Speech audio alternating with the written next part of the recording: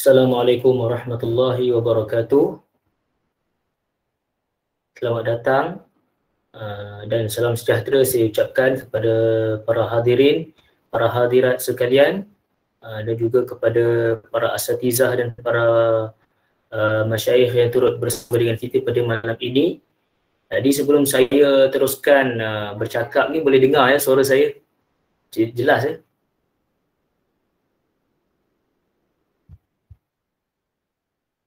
Okey. Diharapkan suara saya jelas ya. Kalau tak jelas boleh bagi tahu insya-Allah. Komen tutup. Okey, baik. Okey, baik. Terima kasih. Jadi sebelum bermula ini, suka untuk saya ingatkan beberapa perkara. Yang pertama, pertama sekali, Alhamdulillahirrabbilalamin. Segala puji bagi Allah, setinggi-tinggi rasa syukur kita panjatkan kepada Allah Ta'ala kerana dapat kita berjumpa dalam malam ini untuk pengajian kitab Unwanul Falah siri ke-14 bersama dengan Ustaz Tuan Guru Ustaz Azhar Hashim Al-Hadrami Al-Yamani. InsyaAllah sementara menunggu Al-Fadhil Ustaz, kita tunggu sekejap. Ini Ustaz sedang membuat persiapan. Kemudian saya ingatkan beberapa perkara, iaitu sebelum kita masuk dalam pengajian kita ini, sama-samalah kita menghadirkan niat-niat yang baik, niat-niat yang seberapa banyak yang bolehlah, kan, sebagaimana yang diajarkan oleh Imam Haddad, niat yang lafaz niat yang diajarkan oleh Imam Haddad, iaitu nawaina ta'alluma wa ta'lim wa tadhakkura wa tadhkir wal naf'a wal intifa' wal ifadata wal istifadah wal hatha ala tamassuki bi kitabillah wa sunnati rasulih wa du'a ila al huda wa dalalata ala al khair wa ibtigha wajhillah wa mardatihi wa qurbihi wa thawabihi subhanahu wa ta'ala. Kemudian saya ingatkan tuan-tuan, pastikan pakaian, yang paling penting pakaian kita ini sama seperti kita hadir dalam majlis ilmu di surau, masjid dan sebagainya. Sama kita hadir dalam masjid dan surau, sebegitu juga kita hadir dalam online ni. Jaga pakaian kita, tidak kira sama ada pihak muslimin ataupun pihak muslimat, pakailah pakaian yang menutup aurat, itu yang paling penting. Kemudian pakaian yang sesuai, jangan pakai pakaian tidur lah, pakai pakaian tidur ataupun pakai pakaian yang orang kata tak sesuai dengan dress code-nya, tata cara pemakaian ni tak sesuai. Kemudian yang kedua, pastikan juga keadaan kita dalam keadaan yang terbaik. Cubalah untuk pastikan keadaan kita keadaan yang terbaik dalam kita menghadiri majlis ilmu ini. Kalau boleh jangan buat kerja lain, macam tengok TV ke ataupun sambil baring-baring, kan, sambil dengar ceramah, sambil baring atas katil, sambil kita makan, mengunyah-ngunyah, kan, mengunyah kuaci pula, kan. Ingat, ini mengaji kitab, kita berada dalam majlis ilmu, bukan kita tengok perlawanan bola ataupun tengok movie. Jadi jaga keadaan kita, kalau boleh cuba untuk fokus, kan. Dan pastikan kita bersiaplah dengan peralatan, kelengkapan kita nak belajar, macam pen, buku tulis, buku catatan, kitab. Kalau tidak ada kitab, boleh dapatkan kitab dalam bentuk PDF. Mungkin ada para sahabat kita boleh sharekan, ataupun dalam kalangan para hadirin ini boleh kongsikan link Google Drive tersebut. Boleh dapatkan di situ kitab Unwanul Falah, di situ boleh kongsikan, mungkin dapat kongsikan manfaatnya bersama, memudahkan orang lain. Moga-moga ada ganjarannya insya-Allah. Sediakan kitab, kan. Hari ini muka surat Allahumma salli ala sayyidina Muhammad, muka surat 6.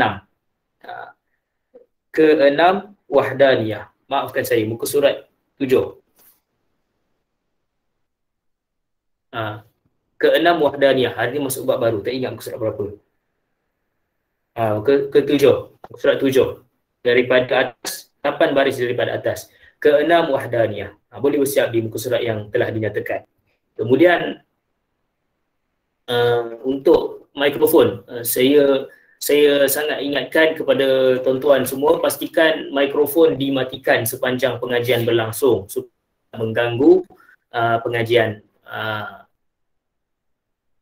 Jadi tolong cek mikrofon masing-masing, dan kepada yang muslimin, kalau tak ada apa-apa masalah, digalakkanlah untuk buka kamera.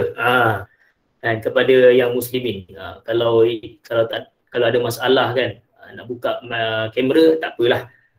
Dan yang muslimat kalau boleh tutup lah, kan, sebaiknya tutup. Yang muslimin sahaja digalakkan untuk buka. Kemudian untuk soalan, di tangan saya ini ada beberapa soalan yang sudah pun dipilih. InsyaAllah kita akan tanyakan kepada Al-Fadhil Ustaz di akhir sesi pengajian kita pada malam ini. Jadi jelas ke apa yang saya maklumkan ni? Terima kasih kepada yang mengongsikan link, berkongsi link tersebut. InsyaAllah.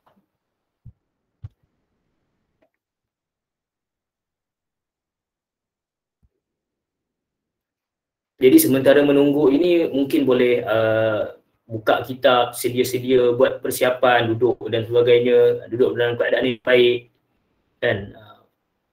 Dan kalau boleh link Google Meet kita ni kita sebarkan seluas yang mungkin. InsyaAllah 150 seat disediakan. Memang kita sediakan khas untuk mereka-mereka yang nak mempelajari ilmu fardu ain. 150 seat disediakan, insyaAllah. Boleh sebar-sebarkan di grup WhatsApp, di grup Telegram, pada kenalan-kenalan ataupun sahabat-sahabat, sanak saudara, keluarga dan sebagainya.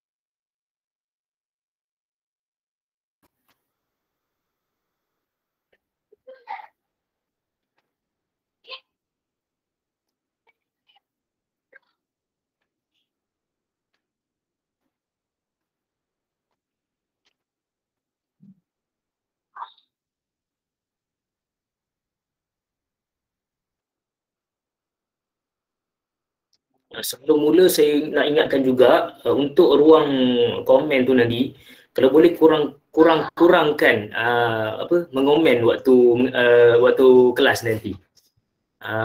Dia kata kurang menampakkan kita ni kurang fokus. Kalau boleh kita ni fokuslah. Kurangkan komen kan. Saya sebenarnya tak berani kadang-kadang nak tutup ruangan chat tu sebab mungkin ada mungkin ada masalah nak suarakan di situ ke kan, mic tak bunyi ke. Jadi masing-masing fahamlah ya. Majlis ilmu ini jangan kita kerap sangat komen di ruang tu waktu mengaji nanti. InsyaAllah. Cuba untuk fokus dalam pengajian.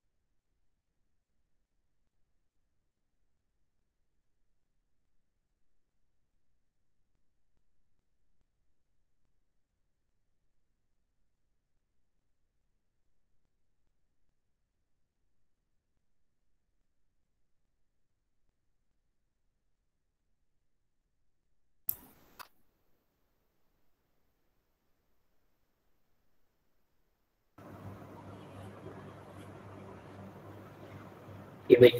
Assalamualaikum Ustaz. Waalaikumsalam warahmatullahi wabarakatuh. Baik, Alhamdulillah.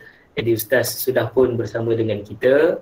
Jadi insyaAllah sebelum mula ni kita buka dulu majlis pengajian kita pada malam ini dengan bacaan Ummul Kitab Al-Fatihah. A'udzu billahi minasyaitonir rajim. Bismillahirrahmanirrahim. Alhamdulillahirabbil alamin. Arrahmanir rahim. Maliki yaumiddin. Iyyaka na'budu wa iyyaka nasta'in. Ihdinas siratal mustaqim, siratal ladzina an'amta 'alaihim ghairil maghdubi 'alaihim waladdallin. Amin. Jadi insya-Allah seterusnya saya dengan penuh takzimnya menjemput dan mempersilakan Al-Fadhil Ustaz untuk meneruskan pengajian pada malam ini. Dipersilakan Ustaz.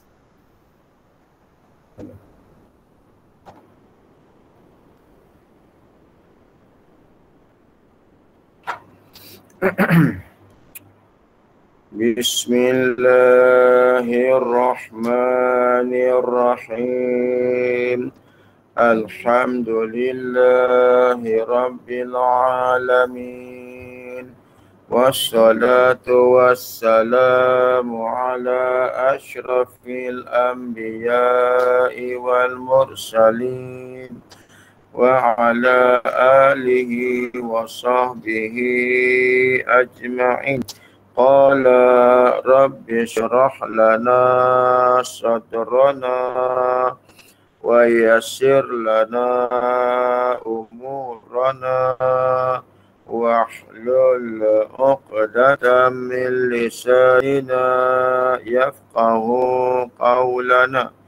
Nawaitu ta'lam wa ta'lim wa tadhakkur wa tadhkir wa nafa'a wal intifa' wal ifada wal istifada wal hatha ala tamassuki bi kitabillah wa sunnati rasulillahi sallallahu alaihi wasallam wa du'a ilal huda wa tilalata alal khair ibtigha wajhillah wa qurbih wa thawabih subhanahu wa ta'ala.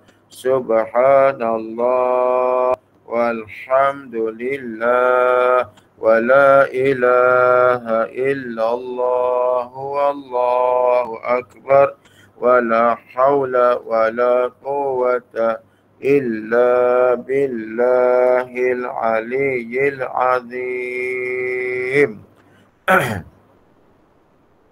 Qala musannifu rahimahullahu ta'ala wa nafa'ana bi'ulumihi fid daraini amin.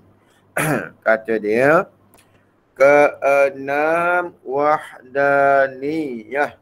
InsyaAllah pada malam ni kita sama-sama muzakarah sifat Allah Ta'ala yang keenam yang wajib atas tiap-tiap mukallaf mengetahuinya dan wajib atas tiap-tiap mukallaf beriman dengannya. Baik, jadi sifat yang keenam yang wajib bagi Allah dan yang wajib atas tiap-tiap mukallaf mengetahui dan beriman dengannya ini ialah sifat wahdaniyah. Yang dinamakan sifat wahdaniyah. Itu dalam bahasa Arab. Itu dalam bahasa Arab. Kalau dalam bahasa Melayu terjemahannya artinya arti wahdaniyah. Arti itu balik bahasa. Maksudnya kalau wahdaniyah tu bahasa Arab, maka diterjemahkan dalam bahasa Melayu dengan makna keesaan. Baik, apa maknanya? Iaitu bahawasanya Allah Ta'ala itu satu zatnya, yakni satu pada zatnya. Artinya tiada zat Allah Ta'ala bersusun daripada dua suku atau lebih. Kalau kita nak teruskan macam ni je lah. Kita kata Esa Allah Ta'ala tu dengan makna Esa Allah Ta'ala pada zat, Esa Allah Ta'ala tu pada sifat, dan Esa Allah Ta'ala tu pada perbuatan. Baik. Bila sebut Esa Allah Ta'ala pada zat, yang ni yang dia nak hurai ni.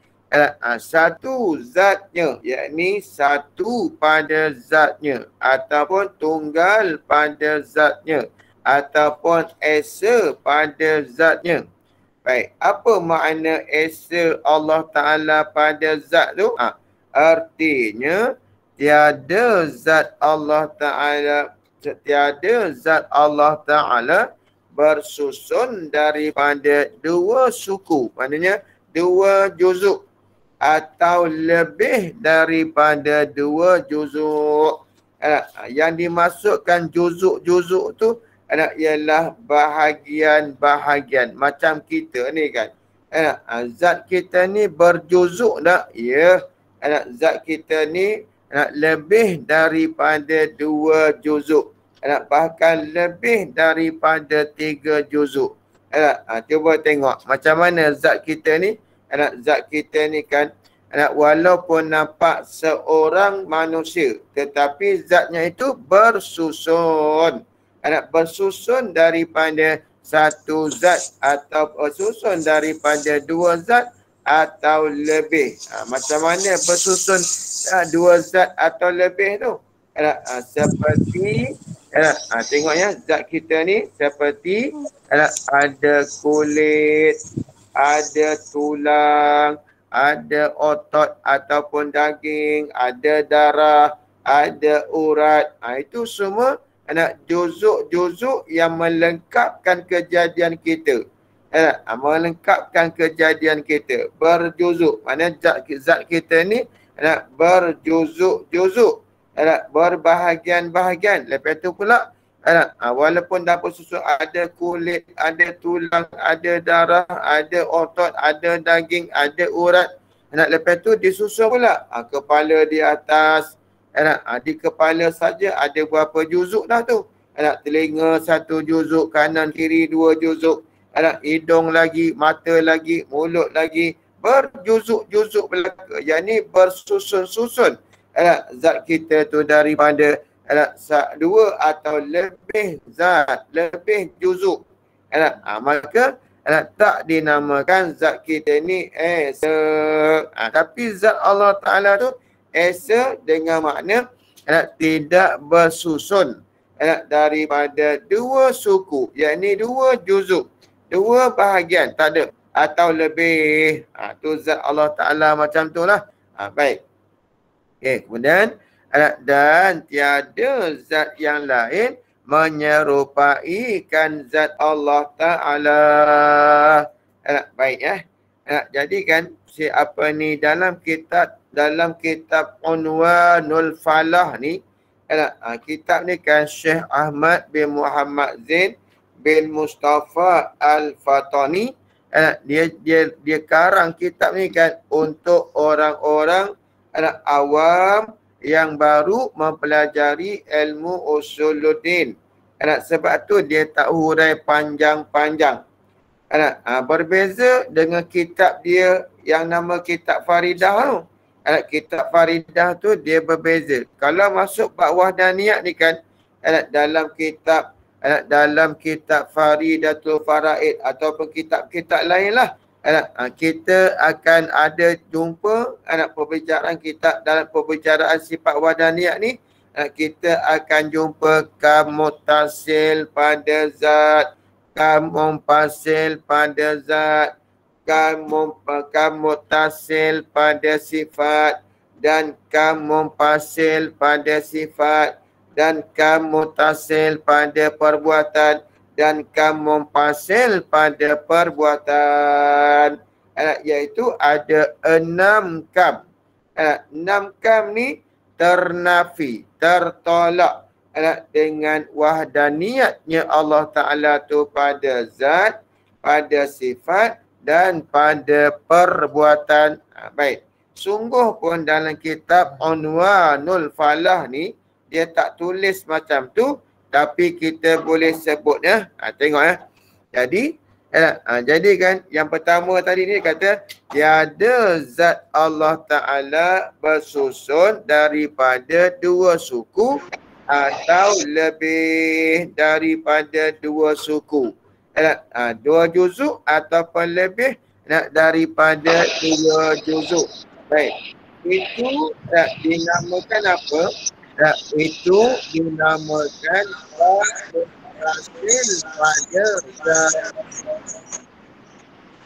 Itu dinamakan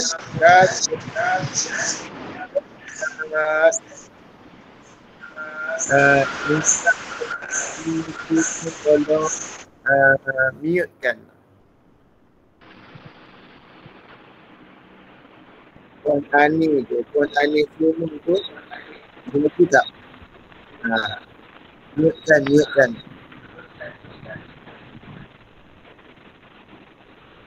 Siapa lagi tu yang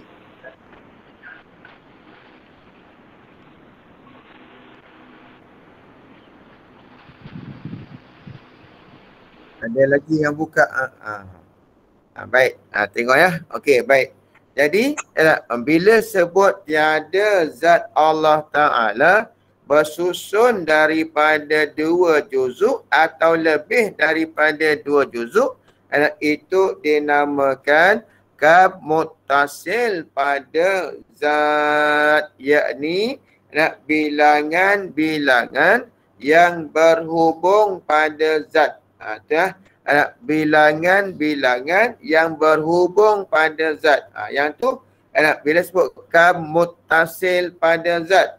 Kab muttasil pada zat ni ternafilah ia dengan wahdaniyatnya Allah Ta'ala pada zat.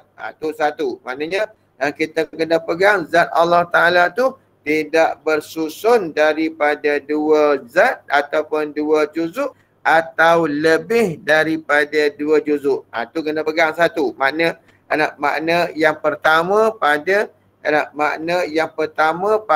esa Allah Ta'ala pada zat. Okey. Makna yang kedua pula, dan tiada zat yang lain menyerupaikan zat Allah Ta'ala.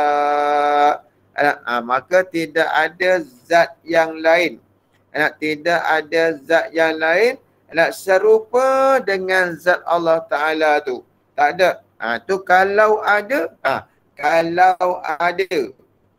dinamakan kab mumpasil. Bilangan-bilangan yang bercerai pada zat, yakni kab mumpasil pada zat. Yakni bilangan-bilangan yang bercerai pada zat. Maksudnya zat Allah Ta'ala satu, kemudian ada zat lain pula yang menyerupai dengan zat Allah Subhanahu Wa Ta'ala. Maka kalau ada, ternafilah. Kalau ada macam tu, ada satu zat lain yang menyerupaikan dengan zat Allah Ta'ala tu, maka ternafilah ia dengan esa Allah Ta'ala pada zat. Ternafi, tertolak. Esa Allah Ta'ala pada zat tu ternafi 2 kam. Iaitu kam muttasil pada zat dan kam mumpasil pada zat. Yakni tidaklah zat Allah Ta'ala tu bersusun daripada lebih daripada 2 zat. Dia tak bersusun. Yang kedua pula, tidak ada zat yang lain menyerupaikan dengan zat Allah Ta'ala. Kalau ada, maka jadilah zat Allah Ta'ala tu berbilang-bilang. Sama jugalah. Kalau zat Allah Ta'ala tu bersusun lebih daripada 2 zat, maka jadilah Allah Ta'ala tu tidak bersifat dengan wahdaniyah. Jadi jadilah Allah Ta'ala tu berbilang-bilang. Jadi ternafilah dua-dua tu dengan kam muttasil dan kam munfasil pada zat. Okey, itu satu. Dan satu sifatnya. Baik. Dan satu sifatnya. Apa makna dan satu sifatnya? Yakni kita kena pegang anak sifat Allah Ta'ala tu esa. Anak sifat Allah Ta'ala tu esa. Macam mana nak faham? Anak kalau kita kata sifat Allah Ta'ala tu esa, anak sedangkan kita mengaji ni pun sifat Allah Ta'ala tu ada 20, ada 13. Macam mana kata esa? Anak sedangkan esa tu menunjukkan anak satu, anak ataupun tidak berbilang-bilang. Baik. Ini yang perlu kita kena mengaji tu. Tak boleh faham-faham sendiri. Anak dalam ilmu tauhid ni, anak dia tidak boleh faham-faham sendiri. Tak boleh. Baik. Yang mana ya?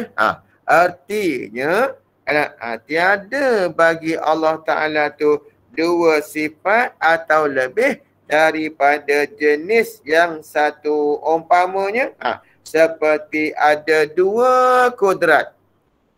Ataupun ada 3 kudrat, 3 ilmu, 4 sifat hayat contohnya. Jadi kalau tiap-tiap satu tu berbilang-bilang, boleh ke satu zat tu sifat dia berbilang-bilang? Bolehlah. Macam mana? Cuba tengok sifat kita tuan-tuan. Cuba tengok sifat kita. Kekuatan tangan kanan dengan kekuatan tangan kiri. Adakah sama? Tidak. Kekuatan tangan kanan lain, kekuatan tangan kiri lain. Dah berapa dah tu? Dah 2 kekuatan ataupun 2 kudrat. Kaki kanan pula satu kekuatan lain. Kaki kiri pula satu perbuatan lain. Jadi kenapa kita ni ada banyak kudrat kita? Kudrat tangan kanan lain, kudrat tangan kiri lain, kudrat kaki kanan lain, kudrat kaki kiri lain. Kenapa kita ada 4 kudrat kat situ kalau kita nak bilang lah? Sebab kita ni lemah. Sebab kita ni makhluk yang dhaif. Sedangkan kita cuba kita takdir lah. Kudrat Allah Ta'ala tu ada 2. Contoh bila kata kudrat Allah Ta'ala tu ada 2 ke, ada 3 ke, berbilang-bilang lah. Maka jadilah Allah Ta'ala tu lemah. Kenapa jadi lemah pula? Sepatutnya lagi banyak kudrat, lagilah dia kuat. Tak, bukan ke situ huraiannya. Ke mana huraiannya? Huraiannya ialah bila Allah Ta'ala tu ada 4 sifat kudrat, maka satu di antaranya berhajat kepada yang lain. Kudrat A berhajat kepada kudrat B. Kudrat B berhajat kepada kudrat C. Kudrat C berhajat kepada kudrat D. Maka jadilah Allah Ta'ala tu lemah. Pasal apa? Ternafi sifat ketuhanan. Pasal apa? Sebab sifat ketuhanan tu makna terkaya. Tuhan tu terkaya. Bila terkaya, dia tak berhajat kepada yang sifat dia, hanya sifat dia. Tak memerlukan, walaupun ada 2 sifat lagi. Jadi Tuhan tu berhajat kepada macam kita kan. Kita ni kan tangan kanan berhajat tak kepada pertolongan tangan kiri? Berhajat. Pasal apa berhajat? Sebab tangan kanan kita tak sempurna. Tangan kanan, kekuatan tangan kanan tak boleh sempurna tanpa tangan kiri. Macam tu lah. Kalau Allah tu ada 2 kudrat dia, maka berhajat di antara satu dengan yang lain, maka jadilah Allah Ta'ala tu terluput makna ketuhanan. Luputlah. Makna ketuhanan tu apa? Makna ketuhanan tu istighna an kulli ma siwa, terkaya daripada tiap-tiap sesuatu. Jadi bila kata-kata terkaya, tak adalah dia berhajat. Macam kita ni, sebab kita ni bukan kaya, kita ni hamba, kita ni sentiasa berhajat. Baik. Jadi, pada kita kena pegang wajib Allah Ta'ala tu bersifat macam mana? Tiap-tiap satu sifat dia tu satu jenis sahaja. Satu perkara. Kudrat satu, iradat satu, ilmu satu, hayat satu. Kenapa? Sebab tuan-tuan sekalian, sifat-sifat Allah Ta'ala ni sudah sempurna. Sifat kita ni tak sempurna. Sebab itulah sifat kita nak kepada sifat lain lagi. Tangan kanan, kudrat tangan kanan berhajat kepada tangan kiri. Pasal apa? Sebab dinamakan tak sempurna. Kita memang tak sempurna. Jadi Allah Ta'ala kalau dia ada dua kudrat, membawa dia tidak sempurna. Lemahlah dia. Bila dia lemah, tuan-tuan sekalian, ternafilah sifat ketuhanan. Sebab itulah dalam kitab Syekh Ahmad ni, dia kata sifat Allah Ta'ala tu satu jenis, satu perkara sahaja. Apa dia kata? Dia kata dia tiada bagi Allah Ta'ala tu dua sifat atau lebih daripada dua sifat. Sifat mana? Sifat daripada jenis yang satu. Seperti dua kudrat ataupun lain-lain lagi lah. Dua kudrat, dua ilmu, tiga iradat. Tak boleh macam tu. Dia tiada satu jenis saja. Kudrat satu, iradat satu. Kenapa? Kerana sifat-sifat Allah Ta'ala tu sudah sempurna. Dia tak memerlu kepada sifat yang kedua untuk menyempurnakan sifat yang pertama. Tak perlu. Sifat yang ketiga, dia perlu sifat yang kedua. Tak perlu. Dia tak perlu macam tu. Baik. Okey. Itu satu. Dan yang kedua pula, yang ni tadi ni, yang pertama tadi ni dinamakan kemuttasil pada sifat, bilangan-bilangan yang berhubung pada sifat. Bilangan-bilangan yang berhubung pada sifat. Baik. Itu ternafi dengan esa Allah Ta'ala pada sifat. Okey. Dan tiada ada bagi yang lain. Ni makna yang kedua pula, pada esa Allah Ta'ala pada sifat. Esa Allah Ta'ala pada sifat maknanya, makna yang kedua apa? Dan tiada bagi Allah, bagi yang lain daripada Allah Ta'ala sifat yang seperti sifat Allah Ta'ala. Jadi mana tidak ada satu zat lain yang bersifat seperti sifat Allah Ta'ala. Tak ada. Tidak ada zat lain yang sifat zat lain tu menyerupai akan sifat Allah Ta'ala tu. Pada kesempurnaannya. Lagi pada apa lagi? Pada kesempurnaan sifat tu tak sama dengan sifat kesempurnaan Allah Ta'ala. Tak ada zat lah, tak ada zat yang lain yang bersifat sama macam sifat Allah Ta'ala. Pada pihak memberi bekas, satu. Kemudian pada pihak sempurna, satu. Sebab tu kan, tuan-tuan perempuan yang ada dalam platform Zoom kita malam ni kan, jadi kena faham tau. Kena faham macam mana. Hanya sifat Allah Ta'ala sajalah yang memberi bekas. Seperti iradat, memberi bekas pada menentukan. Pada memilih. Tu Allah Ta'ala yang memilih. Bukan kita yang memilih. Kemudian sifat Allah Ta'ala, yakni kudrat yang menjadikan, yakni yang memberi bekas pada menjadikan dan meniadakan. Jadi sifat kita ni boleh ke memberi bekas? Tak boleh. Sifat kita yang dinamakan makhluk tidak boleh sekali-kali memberi bekas. Tak boleh sekali-kali sifat makhluk ni memberi bekas. Jangan sekali-kali kita i'tiqad apa ni makhluk yang memberi bekas. Tapi kalau perkataan mulut, kita tak jadikan i'tiqad. Kita tak jadikan i'tiqad, kita cakap mulut aja. Yang tu tak apa. Tak jadikan i'tiqad. Okey, tengok ya. Baik, saya bagi contoh tuan-tuan ya. Katalah dalam gelas ni kan ada air. Air apa ni? Air teh. Contoh ya. Ni bagi contoh ni. Nak bezakan mana i'tiqad, mana perkataan mulut. Tapi kena faham juga ni. Dia tak boleh datang i'tiqad kalau tidak ada kefahaman. Tak boleh. Okey, tengok ya. Ni banyak orang kita yang tersalah tau. Tapi tersalah tu mungkin kerana dia tak pernah dengar, dia tak pernah mengaji. Sebab tu jadi macam tu.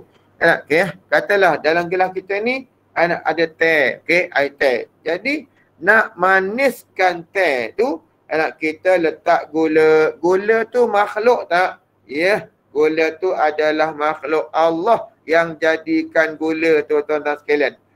Termasuk juga manis pada gula, sifat gula tu pun Allah yang jadikan, tuan-tuan sekalian. Baik. Jadi perbuatan kita ni usaha dan ikhtiar, kita nak bagi gula, nak bagi teh tu manis, kita ambil gula, letak dalam teh, kita pun kacau. Okey. Bila kita kacau, gula pun hilang. Gula pun hilang. Zat gula pun hilang. Tuan-tuan ya. Baik. Maka teh tu jadi manis. Teh tu jadi manis. Gula hilang. Tuan-tuan ya. Satu persoalan lah. Sebenarnya soalan ni pun tuan-tuan ya. Sebenarnya kalau kita tanya tempat mana yang baru nak mengaji tauhid tu, memang biasanya tak boleh jawab. Memang biasa tak boleh jawab lah. Baik. Jadi ya. Kalau jawab pun tentu salah. Okey. Soalannya, bila kita letak gula dalam teh, kita kacau-kacau, maka gula pun hilang. Jadi teh pun jadi manis. Okey. Soalannya, manis teh tadi ni, adakah manis gula tu, gula tadi, adakah manis gula tadi? Soalan.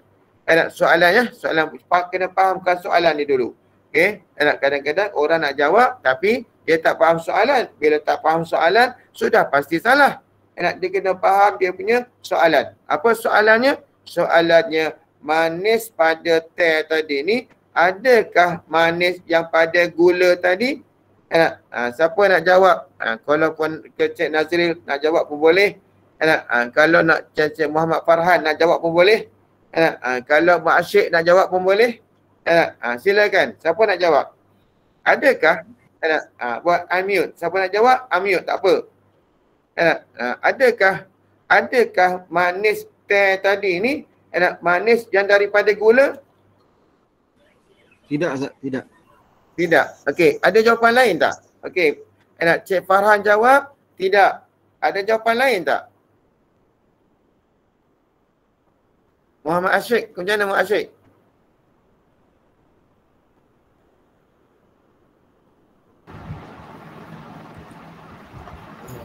Kerana gula tu lebur, Ustaz.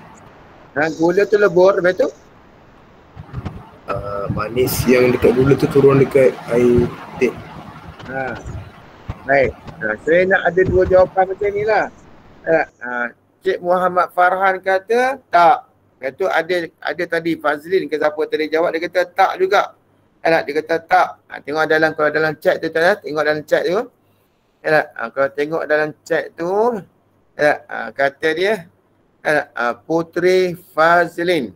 Tak, dia kata tidak. Allah yang beri kemanisan itu. Maaf kalau silap. Okey. Tengok. Puan Saziman Yusman pun kata gula tak memberi bekas. Tengok Mak Asyik kena faham tau. Kalau kata Mak Asyik kata gula manis tu turun. Manis tu turun pada air. Bermakna pada ketika itu sifat dengan zat boleh bercerai tanggal. Faham tak? Jadi maknanya gini, kena faham dulu. Saya rasa saya dah cerita dah. Di masa permulaan kelas kita dulu, saya dah cerita dah. Bila sebut sifat, dia tak boleh bercerai daripada zat. Fahamnya ialah bila zat tu hilang, maka dia bawa sekali dengan sifat. Dia bawa sekali dengan sifat. Yakni, dia tak boleh tinggalkan sifat dia. Kalau gula tu larut, dia tak boleh tinggalkan sifat manis tu, tak boleh. Kalau kita kata dia tinggalkan manis lah Ustaz. Kalau dia tinggalkan manis, masa dia nak pindah tu, dia paut pada siapa? Dia paut siapa? Dia pegang pada siapa? Sebab sifat ni dia tak boleh bersendirian. Masa nak pindah tu. Tak boleh. Lagi pula, okey. Lagi pula, sifat ni, kelaziman dia mesti ada pada zat, kelaziman dia macam tu. Jadi sifat yang pada gula, manis pada gula tadi tu, bila gula tu hilang, gula tu larut, maka manis tu turut sama dia bawa pergi. Habis pasal apa teh tu jadi manis? Tu yang puan Putri Fazlin jawab tu dia kata dia kata Allah yang bagi manis, Allah yang beri manis itu pada gula teh tadi, Allah. Maknanya manis tu manis yang baru, bukan manis yang daripada gula tadi. Kalau kita kata manis tu daripada gula, ni yang kata tadi, makhluk memberi bekas. Faham tak? Ni bab antikot ni. Jaga. Sebab itulah kita tak boleh kata makhluk yang memberi bekas. Baik. Jadi kan dalam platform kita malam ni, yang ada dalam platform kita malam ni kan, Ustaz, ada yang tanya gini. Bila sampai bab ni kan ada yang tanya saya, Ustaz, orang tu kata, dia kata lepas dia makan nasi dia kenyang. Kenyang kau makan nasi. Tu dia kata nasi boleh kenyang. Yang itu bukan habuan i'tiqad. Itu habuan mulut. Yang salahnya ialah habuan i'tiqad. Kalau dia i'tiqad nasi tu yang mengenyangkan, tak sangkut dengan Allah Ta'ala, maka yang beriktikad macam tu boleh jatuh. Bukan kata boleh jatuh, dah jatuh kepada kekufuran. Itulah kita nak kena ngaji tauhid ni dalam-dalam sikit. Tak apalah, buat permulaan ni kitab Unwal Falah ni sudah memadai lah. Walaupun saya yakin juga dalam grup kita ni, dalam platform Zoom kita malam ni, saya rasa ada juga orang yang dah reti tauhid ni, yang dah dalam pengajian dia ada juga ni. Mungkin sembunyi kuku je lah. Saya ni kuku terbuka sentiasa. Sentiasa terbuka kuku saya ni tuan-tuan. Padahal bukan ada kuku pun. Baik. Mungkin orang lain kuku lagi tajam daripada saya kan. Baik. Jadi kena pegang macam tu tau. Jadi manis tadi siapa buat? Manis pada teh tu Allah yang letak manis yang baru. Buktinya apa? Buktinya kan tuan-tuan, ada tak kadang-kadang berlaku gini, kita letak gula tu satu sudu je, satu camca je, tapi manisnya ya Allah. Pernah tak laku macam tu? Pernah. Maksud pernah tu bermakna ya tuan-tuan sekalian, kita kata aku buat sikit je gula tadi, pasal apa jadi manis? Itu kehendak Allah lah. Allah yang berkehendak teh tu manis macam tu. Kadang-kadang kita letak gula tu sampai 2 sudu, tapi tak manis-manis juga, manis sikit je. Apa pasal ni? Itu Allah Ta'ala berkehendak teh tu kurang manis macam tu. Allah yang berkehendak. Lepas tu akidah Ahlussunnah wal Jamaah ni macam tu pegangan dia tuan-tuan sekalian. Baik. Bukan seperti akidah orang-orang yang Mu'tazilah ke atau Wahabiyah ke. Wahabi tu etikot dia lagi cacar marbah. Dia boleh tukar kejap, boleh tukar begini. Tak permanen, tak tetap. Akidah dia tak tetap. Kita tetap. Tak boleh memberi bekas. Makhluk tidak boleh memberi bekas. Kalau pada zahir nampak mata kita, gula tu yang manis, itu hanya perbuatan usaha dan ikhtiar. Pada hakikat, Allah Ta'ala lah yang memberi bekas. Baik. Okey. Kemudian kau tu kata, dan tiada ada bagi yang lain daripada Allah Ta'ala sifat yang seperti sifat Allah Ta'ala. Tak ada. Tak ada langsung, tak ada sekali-kali lah. Tidak ada sifat yang lain memberi bekas pada memberi bekas sifat yang baharu atau makhluk memberi bekas. Tak ada. Tidak ada satu zat lain yang bersifat seperti sifat Allah Ta'ala tu seperti memberi bekas. Tak ada sekali-kali. Yang kita nak pegang hanya Allah Ta'ala sahajalah yang memberi bekas. Okey, kalau adalah satu zat lain yang bersifat seperti sifat Allah Ta'ala tu, maka jadilah sifat Allah Ta'ala tu berbilang-bilang. Sama macam tadi, kalau si kudrat Allah Ta'ala tu 2, iradat Allah tu 3, sama Allah tu 4, basar Allah Ta'ala tu 6, 5. Jadi kalau macam tu, jadilah sifat Allah Ta'ala tu berbilang-bilang. Tidak lagi wahdaniat. Anak, jadi apa sangkutnya dengan zat?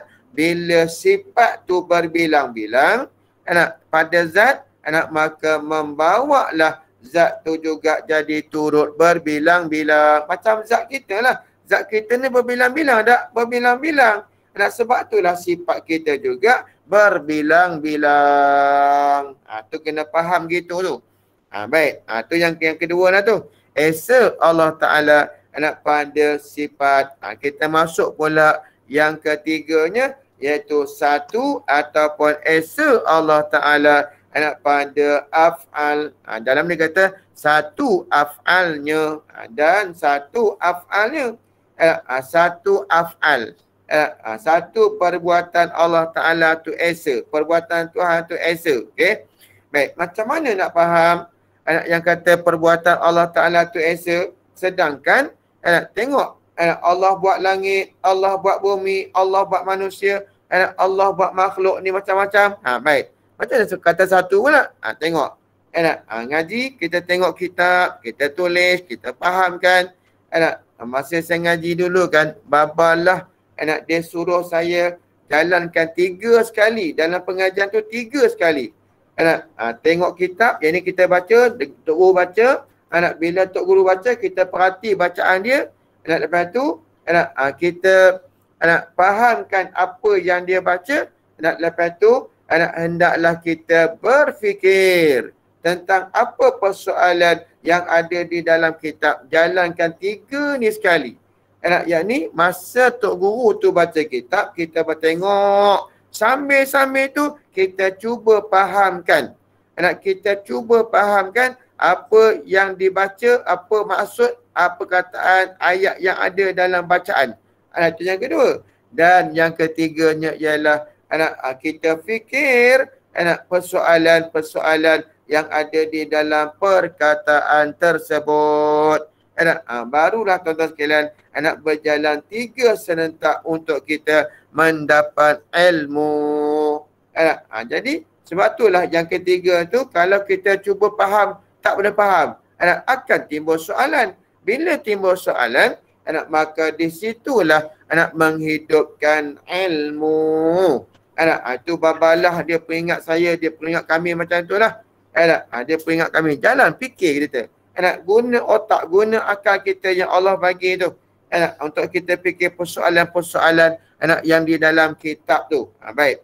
Jadi, satu af'al ni artinya tiada bagi Allah Ta'ala perbuatan yang menyengutui akan dia, akan perbuatan Allah tu oleh yang lainnya pada perbuatan itu. Jadi maknanya kan, tidak ada perbuatan yang lain menyertai. Menyengutu tu mana? Menyertai dengan perbuatan Allah Ta'ala. Umpamanya, Allah nak buat langit. Ada zat lain pula yang berkongsi dengan Allah Ta'ala buat langit. Allah nak buat bumi. Apa itu? Ada satu perbuatan lain pula yang berkongsi dengan Allah Ta'ala buat sama-sama langit. Yang macam tu dinamakan muttasil pada perbuatan. Bilangan-bilangan yang berhubung pada perbuatan. Baik. Yang kedua pula, dia kata, dan tiada bagi yang lain perbuatan atas jalan mengadakan dan meniadakan. Dan tiada bagi yang lainnya. Mana tidak ada satu zat lain yang perbuatan dia tu sama macam perbuatan Allah Ta'ala. Pada apa? Pada mengadakan dan meniadakan. Yang dimaksudkan memberi bekas. Tidak ada perbuatan yang lain memberi bekas pada mengadakan dan pada meniadakan. Kalau ada satu perbuatan zat lain yang mengadakan dan meniadakan, maka jadilah perbuatan Allah Ta'ala tu tidak esa, tidak tunggal. Ini dinamakan apa ni? Dinamakan mumpasil pada perbuatan. Walhasilnya daripada perbicaraan kita, anak tentang esa Allah Ta'ala ni, anak maka ternafilah 6 kam. Anak ternafilah 6 kam. Anak mana 6 kam tu? Kam mutasil pada zat. Anak kam mumpasil pada zat. Anak 2. Anak yang ketiganya kam mutasil pada sifat dan kam mumpasil pada sifat. Dan yang kelimanya kam mutasil pada perbuatan dan kam mumpasil pada perbuatan. Jadi keenam kam ini ternafi kesemuanya dengan wahdaniyat Allah Ta'ala pada sepada ternafi ke enam kam ni dengan wahdaniyat Allah Ta'ala.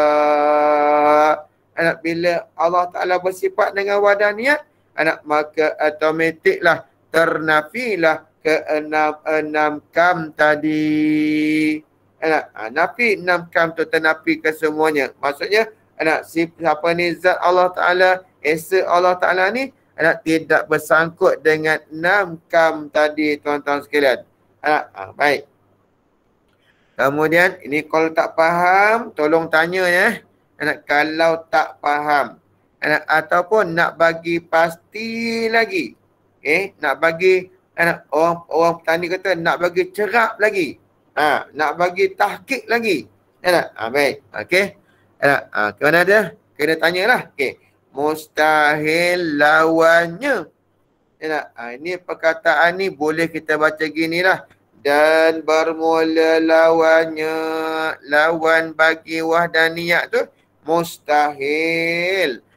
Tak boleh terima pada akal kita sabitnya lawan bagi wahdaniyat, bagi Allah Ta'ala.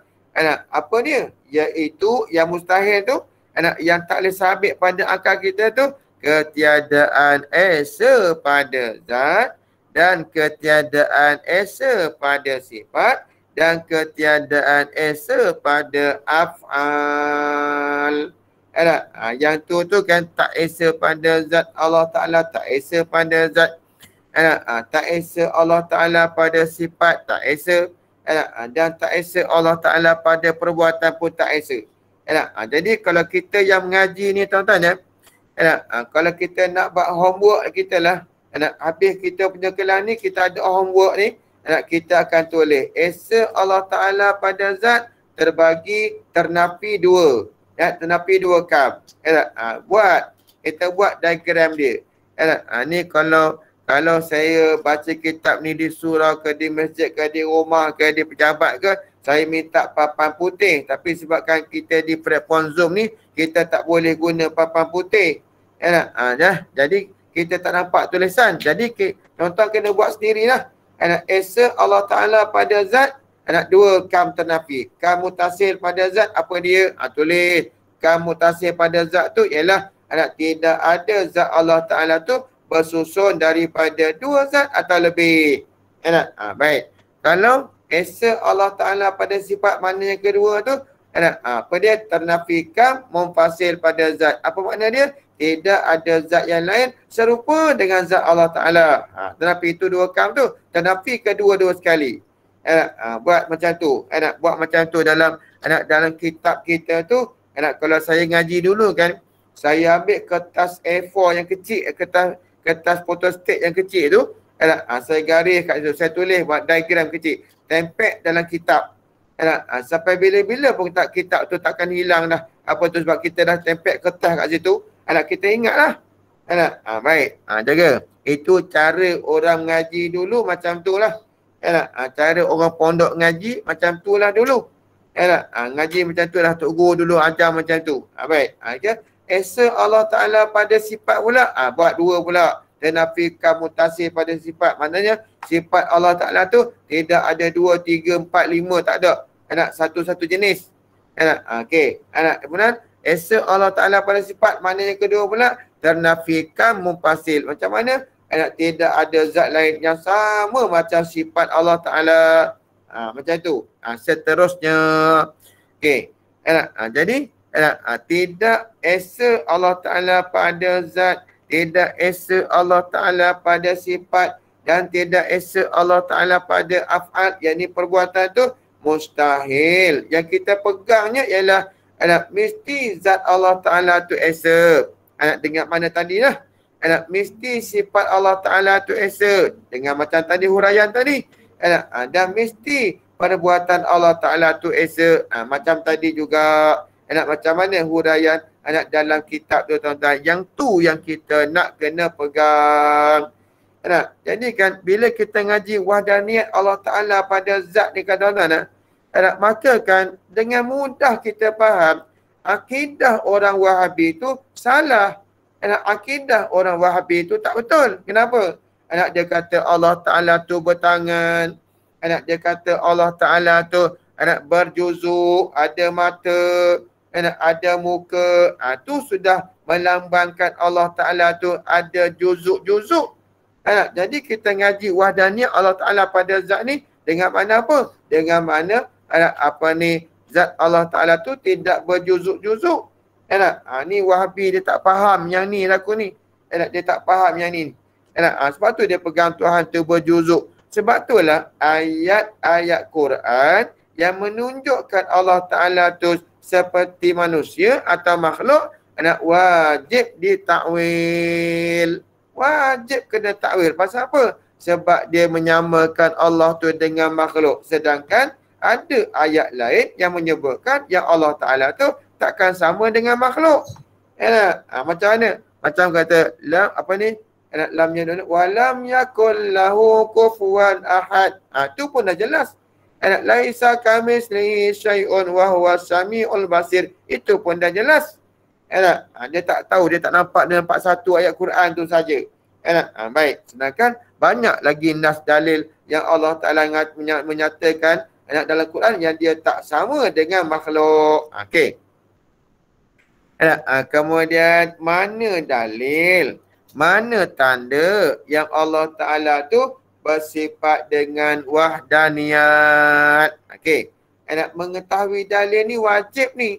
Siapa yang tak tahu dalil jadi muqallid, ikut-ikut cakap orang, tak ada dalil.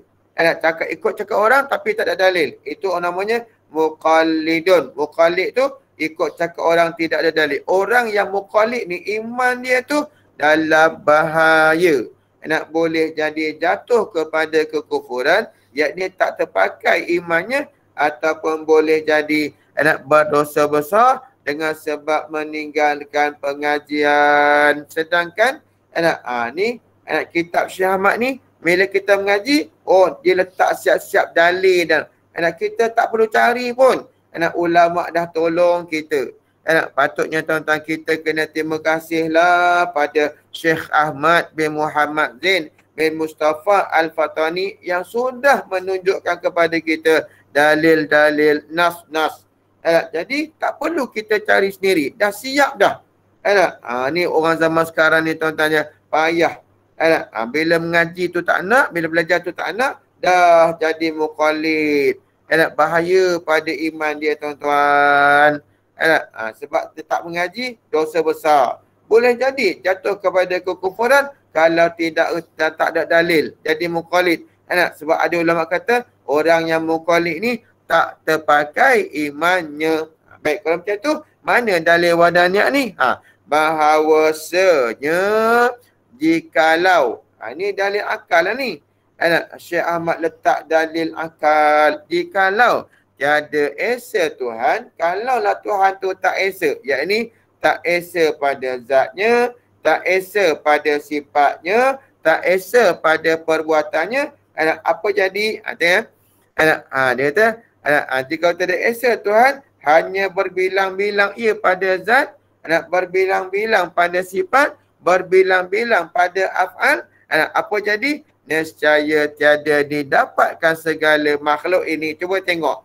Natijah. Dia panggil, dia panggil natijah sughra dan natijah kubra. Tengok ya.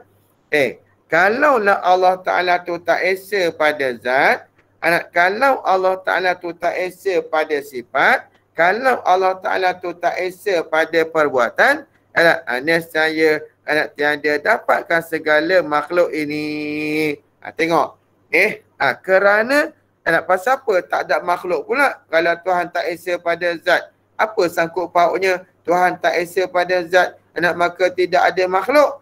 Apa sangkut pautnya Allah Ta'ala tak esa pada sifat tiada makhluk? Apa sangkut pautnya kalau Allah tak esa pada perbuatan menjadikan Allah tak ada makhluk? Apa sangkutnya? Tengok. Kerana berbilang-bilang Tuhan itu melazimkan lemahnya. Tengok ya. Saya ulang balik. Ni orang panggil natijah kubra ni. Kerana berbilang-bilang Tuhan pada zat, pada sifat, pada perbuatan, menyebabkan Allah Ta'ala tu lemah. Lazim jadi Allah Ta'ala tu lemah. Kalau Tuhan tu berbilang-bilang pada zat, pada sifat dan pada perbuatan. Macam mana jalannya? Macam tadi saya kata, kalau zat Allah Ta'ala tu berbilang, berjuzuk-juzuk, berjuzuk-juzuk. Jadi kan maknanya, katalah ada tangan, maka tangan kanan berhajat kepada tangan kiri. Berhajat kepada tangan kiri itu menunjukkan lemah. Macam tu juga dengan kalau ada zat yang lain sama macam zat Allah Ta'ala. Jadi tak berbilang-bilang. Berarti pada ketika itu ada satu zat lain pula yang sama zat dia dengan zat Allah Ta'ala. Ada dua. Bila ada dua pun Tuhan, ini pun Tuhan. Jadi kalau ada dua Tuhan ni, dah pastilah semua Tuhan tu lemah. Yang ni buat, yang ni bagi hilang. Yang ni buat, yang ni pula bagi hilang. Yang ni nak buat, yang ni tak bagi. Jadi macam tu. Lemah lah. Jadi membawa kepada tidak ada makhluk. Okey. Lazim lemah. Lazim lemah. Maka tiada dapatkan segala makhluk ini. Macam tu juga dengan saya nak bawa tuan-tuan berfikir tau. Fikir ya. Jadi kalau tidak esa Allah Ta'ala pada sifat, makna macam mana? Makna tadi, kalau tidak esa pada sifat, kudrat Allah Ta'ala tu ada dua, kudrat Allah Ta'ala tu ada tiga. Jadi kudrat ni berhajat. Lemah juga dia. Bila lemah, dah tak boleh jadi, tak boleh ada makhluk. Macam tu juga dengan kalau ada zat lain yang sama sifat macam sifat Allah, pun jadi lemah juga. Okey, baik. Lepas tu yang lain tu kiaslah. Tuan-tuan fikir sendirilah.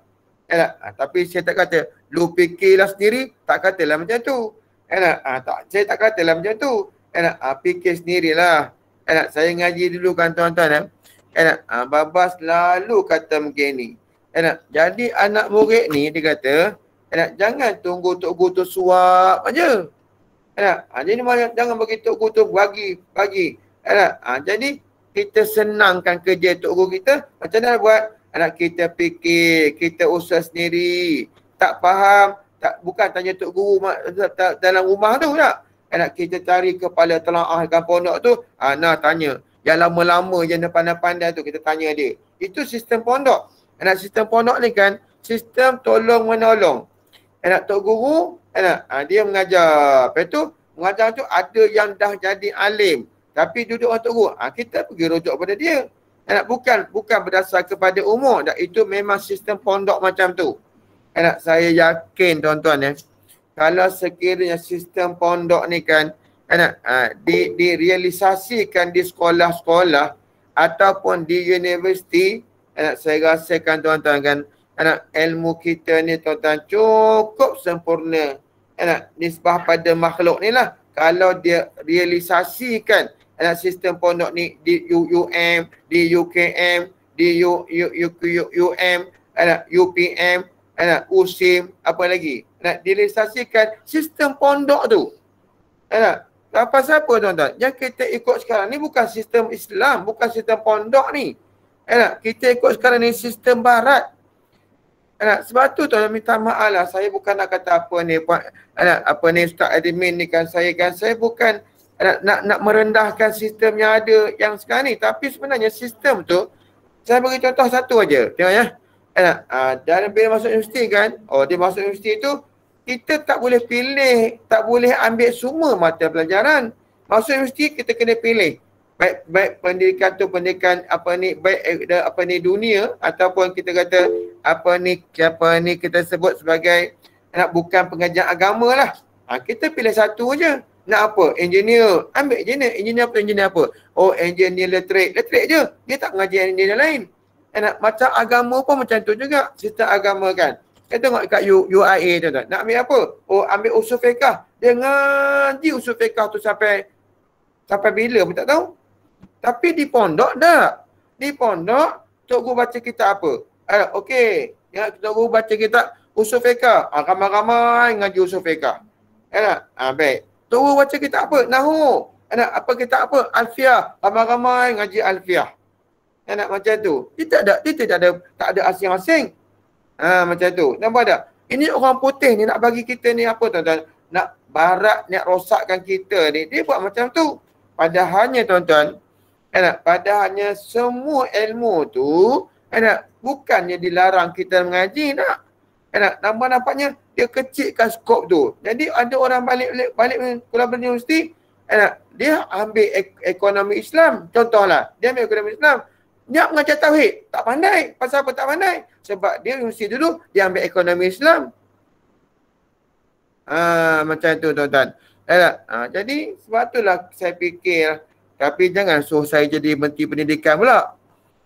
Jangan suruh saya jadi PM pula. Tak larat saya dah. Baik. Bukan nak lawak-lawak je lah ni. Bukan betul-betul pun tak. Janganlah. Tapi tak saya fikir-fikir dalam Malaysia ni. Nanti marah pula orang kan. Tapi kan tuan-tuannya, kalau kita kira lah tuan-tuannya, Presiden umat Islam daripada zaman Khalifah yang 4. Sayyidina Abu Bakar, Sayyidina Umar, Sayyidina Osman, Sayyidina Ali. Wawasan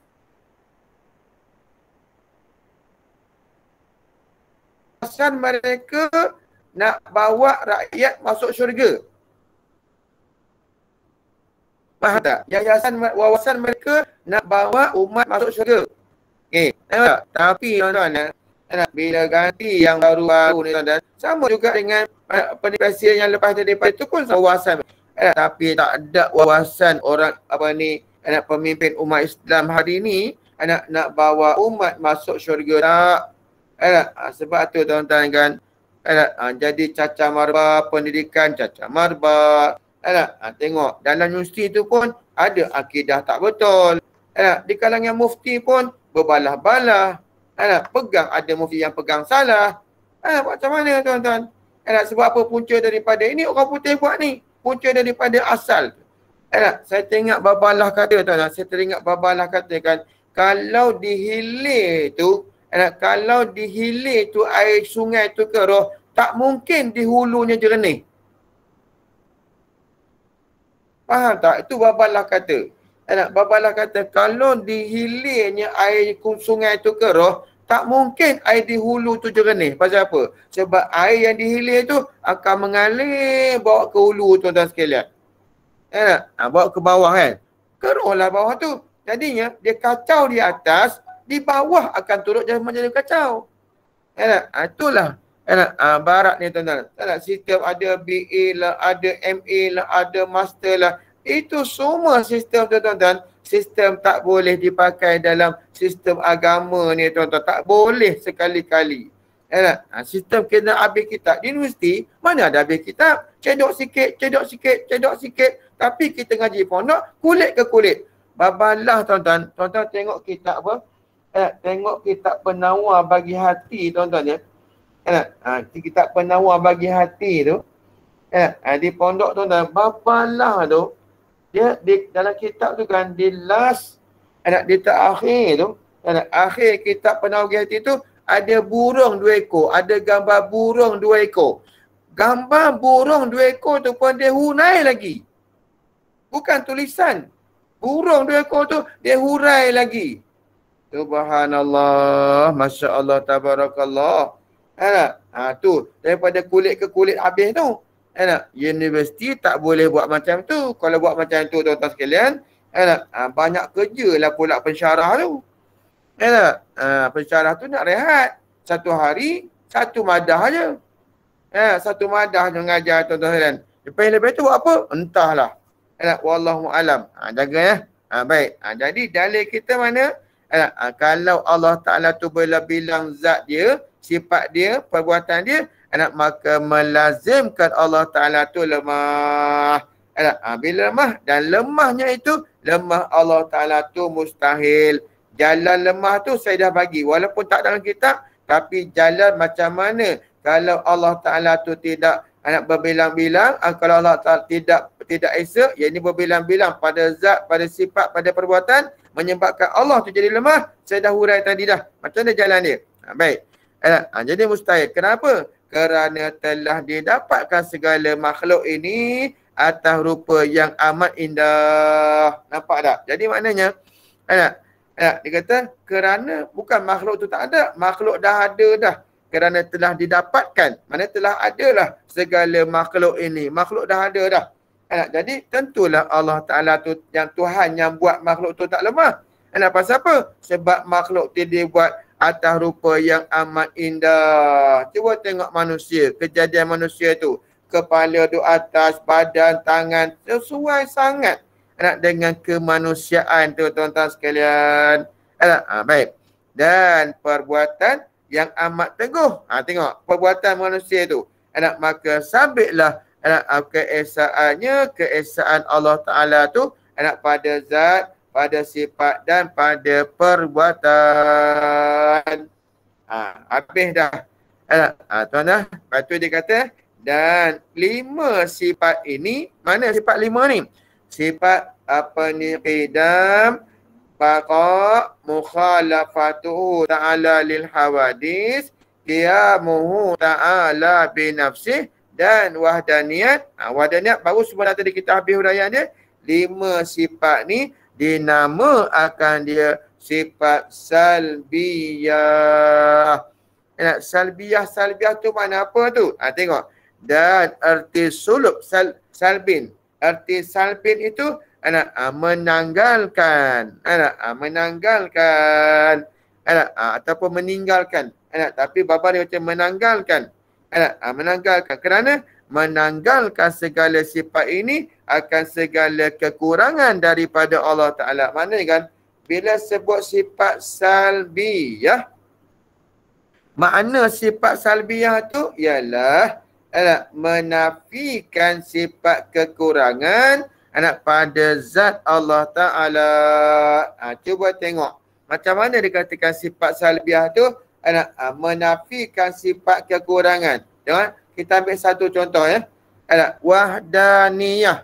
Wahdaniyah tu salah satu daripada sifat salbiyah. Okey. Wahdaniyah tu makna apa? Terjemahan dia keesaan. Apa makna esa? Esa dengan makna tak berbilang-bilang. Mana sifat kekurangan tu?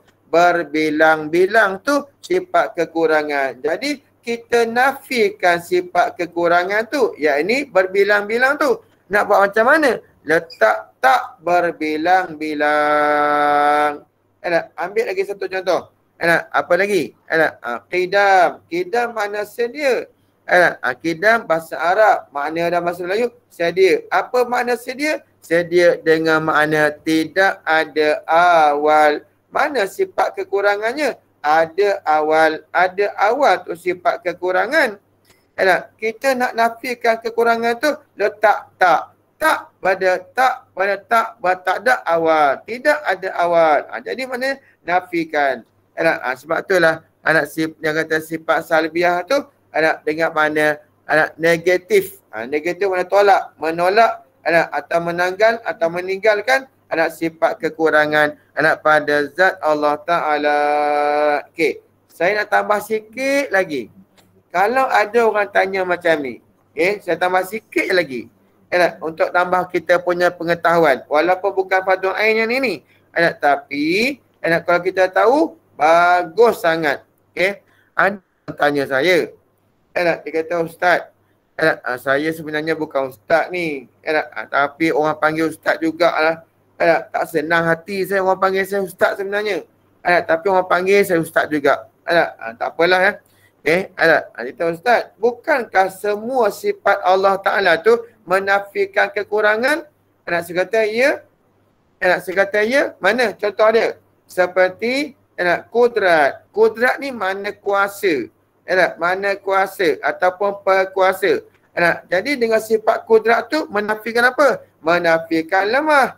Bukankah lemah tu sifat kekurangan? Ya.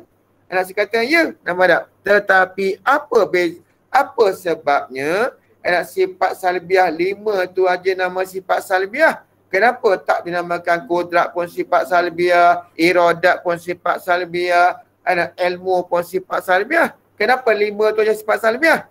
Maka jawapannya ialah kerana sifat salbiah yang 5 tu kidam, baqa, mukhalafatuhu ta'ala al-hawadis, qiyamuhu ta'ala binafsih, dan wahdaniyat tidak wujud pada zat.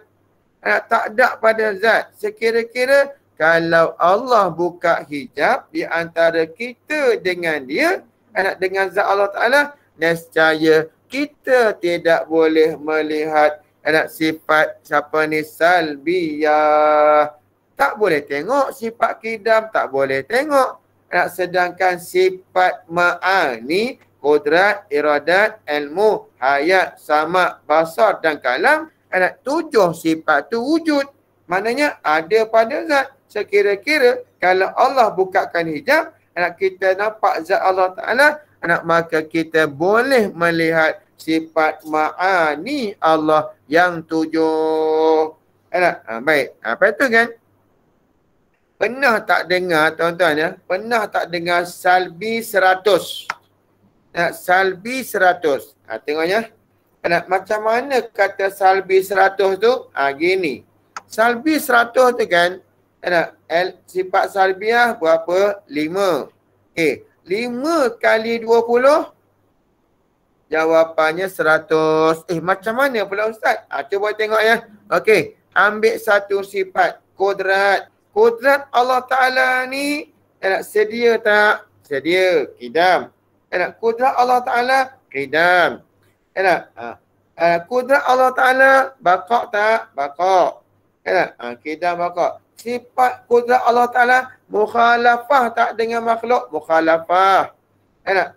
Kudrat Allah Ta'ala tu qiyamu binafsih tak? Qiyamu binafsih. Kudrat Allah Ta'ala tu wahdaniat tak? Wahdaniat. Jadi maknanya tiap-tiap satu sifat yang 20 tu dikalikan dengan 5, maka jadilah jawapannya 100. Hatta sifat salbiyah tu sendiri. Kidam Allah Ta'ala apa ni? Kidam Allah Ta'ala tu kidam tak? Kidam. Kidam Allah Ta'ala tu baqa' tak? Baqa'. Kidam Allah Ta'ala tu mukhalafah tak? Mukhalafah. Kidam Allah Ta'ala tu wahdan apa ni? Qiyamu binafsih tak? Wahdaniat. Kidam Allah Ta'ala tu wahdaniyat tak? Wahdaniyat. Jadi semua sekali berapa? Salbi 100. Baik. Okey, boleh faham ya? InsyaAllah. Saya cakap Melayu je ni. Bukan cakap Jerman ke cakap Jepun ke. Tak. Cakap Melayu. Kau tak faham juga. Minggu depan kita tukar cakap Jawa pula. Tak dapat, tak faham sangat. InsyaAllah faham kan? Wallahu alam insyaAllah. Kita akan InsyaAllah kita sambung nanti. Sifat yang ke-7 kudrat. Jadi mana sifat salbiah tu dah habis. Kita masuk pula nanti dalam sifat ma'ani Allah yang 7. Wallahu a'lam bissawab. Baik, ada soalan? Baik, insyaAllah sesi soal jawab soalan yang pertama Ustaz. Soalannya, Assalamualaikum Ustaz. Maaf bertanya, bolehkah Ustaz terangkan kesalahan yang ada dalam fahaman Tauhid 3 serangkai? Kerana terdapat beberapa orang yang cuba mempengaruhi saya untuk meyakini fahaman ini. Saya risau saya terkeliru. Mohon maaf jika kurang adab dalam bertanya dan mohon penjelasan Ustaz. Baik. Waalaikumsalam warahmatullahi wabarakatuh. Kepada yang bertanya, saya ucapkan Semoga Allah Subhanahu Wa Taala memberikan pahala syahid kerana bertanya di dalam majlis ilmu. Baik, sebenarnya tak perlu pun minta maaf bertanya tu. Sebab bertanya tu memang satu kemestian di dalam ilmu. Dan bertanya tu pun bagi saya tidaklah kurang adab. Jadi cantik sebenarnya soalan ni. Baik ya. Kalau ditanya dalam masalah tauhid 3 serangkai, tauhid uluhiyah, rububiyah, asma wa sifat. Baik. Secara umum saya nak jawab panjang-panjang ni nampak masa tak mengizinkan. Tapi saya nasihatkan kepada yang bertanya ni, untuk aliran tahu pengajian tauhid ni, maka ambillah aliran ahli sunnah wal jamaah. Tauhid 3 serangkai ni bukan ahli sunnah wal jamaah ke Ustaz? Jawapannya ya. Akidah 3 serangkai ini bukan daripada ahli sunnah wal jamaah. Baik, apa kesalahannya Ustaz? Kesalahannya cukup banyak. Cukup banyak kesalahan 3 serangkai. Saya boleh gariskan malam ni hanya beberapa perkara sahaja. Di antaranya ialah tauhid 3 serangkai ni ialah dia tidak ada takwil di dalam ayat yang mutasyabihat. Kalau dia kata ayat tu kata Ar-Rahmanu 'alal arsy istawa, maka orang yang berpegang kepada tauhid 3 serangkai, maka dia kata Allah sendiri kata Allah duduk atas arasy. Dia tidak ada takwil. Tak ada. Takwil-makwil tak ada langsung. Padahalnya kan, takwil tu perlu. Pasal apa perlu? Sebab berdasar kepada ayat Quran yang mengatakan, ayat Quran tu kan terbagi kepada 2, ayat mutasyabihat dan ayat muhkamat. Jadi ayat mutasyabihat tu dalam Quran asli kata kena takwil. Jadi bila kena takwil, wajiblah ditakwil. Sebab itulah kesalahan besar di dalam akidah tauhid 3 serangkai ni ialah meninggalkan takwil. Sedangkan bahasa kita sendiri pun kena takwil. Bahasa kita Melayu ni kena takwil. Cik Mah, anak masak nasi, tu salah tak perkataan tu? Cik Mah, kita suruh isteri kita masak nasi. Cik Mah, Mek Ye. Contoh, Mek Ye. Tolong masak nasi Mek Ye. Masak nasi ke masak beras? Takwil tak nama dia? Takwil lah tu bi'tibari ma yakun. Tu takwil lah namanya tu. Kau odah. Odah. Jerang air hangat. Masuk air panah mu ni. Mak odah. Masuk air panah. Masuk air panah kalau kata royak kerja tu. Masuk air panah dia tu. Masuk air panah apanya dah panas. Dia masuk apa lagi? Kak Odah kata dah masuk ada panas apa masak lagi? Cik Odah kata. Mu ni aku tampar. Dia kata macam tu lah. Pasal apa dah masak dah kan? Itu yang bagi takwil. Bi'tibari ma yakun. Perkataan kita guna takwil. Okey, itu kesalahan pertama. Kesalahan yang kedua dalam akidah tauhid 3 serangkai ini, mereka mengatakan bahawasanya orang kafir itu juga adalah ahli tauhid. Mana berpegang kepada ayat wa in sa'altum man khalaqas samawati wal ard la yaqulunna Allah. Dia kata orang kafir tu zaman Rasulullah juga adalah ahli tauhid, dia kata. Pasal apa? Sebab wa in sa'altahum ya Muhammad, jika kamu bertanya kepada mereka orang kafir kan di zaman kamu tu, man khalaqas samawati wal ard, siapa yang menjadikan 7 langit dan bumi ini, la yaqulunna Allah, saya sesungguhnya mereka akan menjawab Allah. Jadi kan orang 3 serangkai ambil zahir ayat ni, maka dia kata orang kafir yang kata Allah yang menjadi 7 langit, maka mereka juga ahli tauhid. Pula dah. Itu apa ni akidah 3 serangkai. Nak lagi kan? Cukup lah kot 2 tu. Cukup tu. Jadi saya nasihatkan orang ni jangan pergilah 3 serangkai tu. Nak ngaji sifat 20 cukup dah. Ngaji sifat 20 tu betul-betul faham. InsyaAllah selamat. Pasal apa tok guru kita dulu pun semuanya sifat 20 yang mereka mengajar. Tak ada tahu-tahu 3 serangkai. Kalau ada pun yang 3 serangkai tu tapi ikut aliran Ahlussunnah wal Jamaah mazhab salaf. Seperti dalam kitab Aqidah At-Tahawi. Kalau dalam yang Arabnya, dalam Melayunya kitab perisai bagi mukallaf. Karangan Syekh Abdul Qadir Al-Mendeling tu. Syekh Abdul Qadir Al-Mendeling tu kitab tu okey tapi tapi secara umum yang tu pun saya rasa apa sikitlah. Saya rasa elok ngaji sifat 20 lah. Okey. Wallahu a'lam bissawab. Baik, ada lagi soalan? Okay, baik. Soalan kedua Ustaz, adakah ilmu fiqh tahawulat merupakan ilmu fardu ain yang wajib dipelajari oleh umat Islam? Mohon penjelasan Ustaz.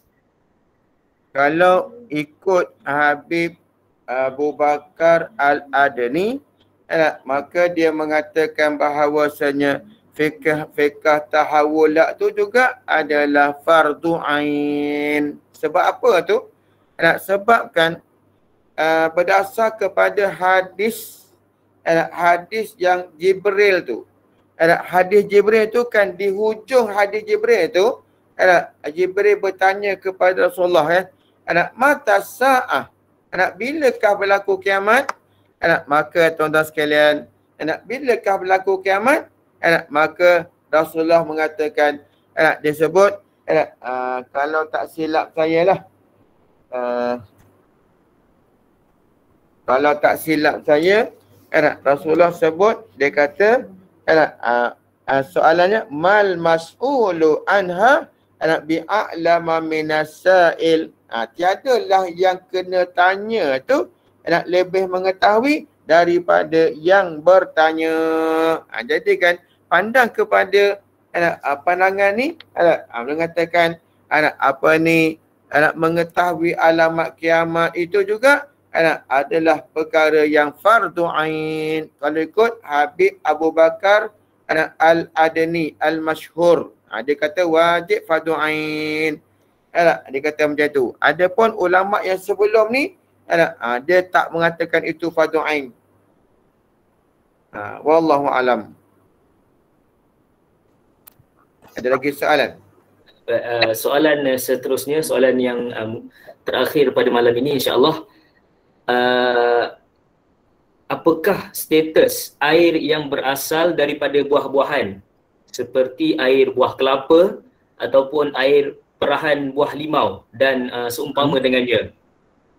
Jadi mohon pencerahan Ustaz.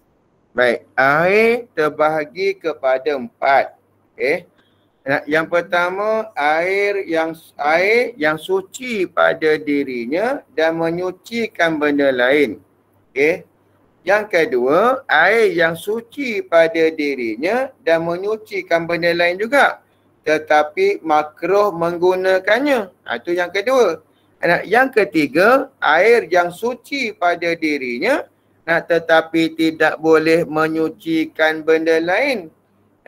Baik. Yang ketiga pula, air yang tidak suci pada dirinya dan tidak menyucikan benda lain, itu namakan air mutanajis. Jadi daripada 4 ni, nampaknya air perahan buah-buahan ni termasuk dalam golongan mana ni?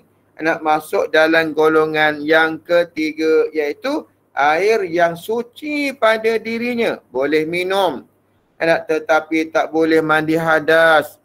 Kita boleh tak himpunkan air kelapa tu kan, 2 kolah kita mandi hadas, boleh tak? Ataupun kita himpunkan air limau tu banyak-banyak, sampai 2 kolah, 4 kolah sekali kita himpunkan air limau tu, kita ambil wuduk ramai-ramai gitu, boleh tak?